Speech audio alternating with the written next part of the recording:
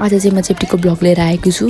सुरुवात भयो यो घुमाउने ठाउँबाट, भित्र गएर हेर्न सक्नुहुन्छ। यति राम्रो दृश्य छ, एकदमै नेचुरल, सबै थोक नेचुरलदेखि नै यो जन केटलमाथि पानी थाहा नपाइने यो कहाँबाट जान्छ कहाँबाट आउँछ भन्ने भइरहेको थियो, कसरी अड्क्यो होला भन्ने भइरहेको थियो। लास्टमा त यहाँ बिचमा रहेछ नि त। अनि एकदमै राम्रो छ क्या यो दृश्य चाहिँ होइन, हेर्न सक्नुहुन्छ।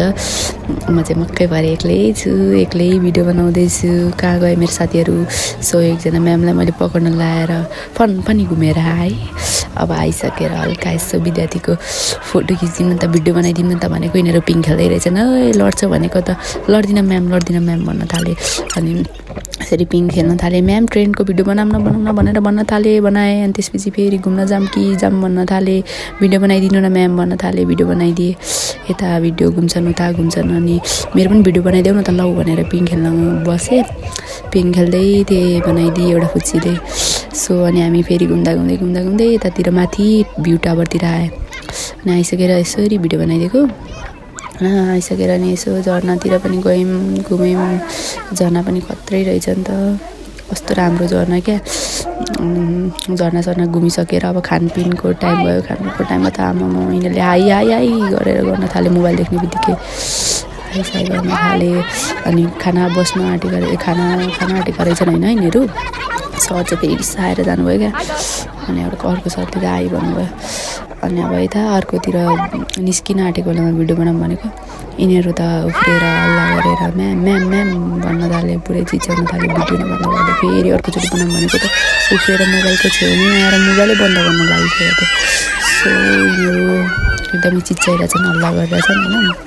रमाइलो नै भयो, एकदमै राम्रो छ।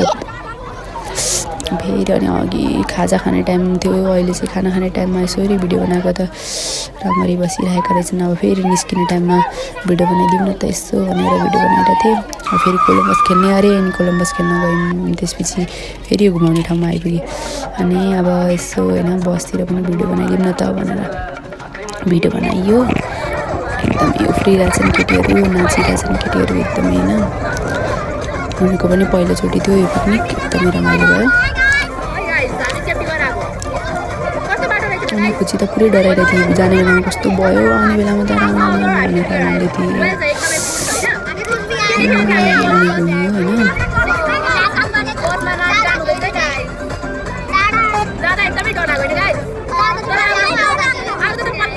बब्बा नाचिरहेको थिएँ नि, जाने बेलामा यस्तै नाचेर आउने बेलामा यस्तै नाचे गरेर।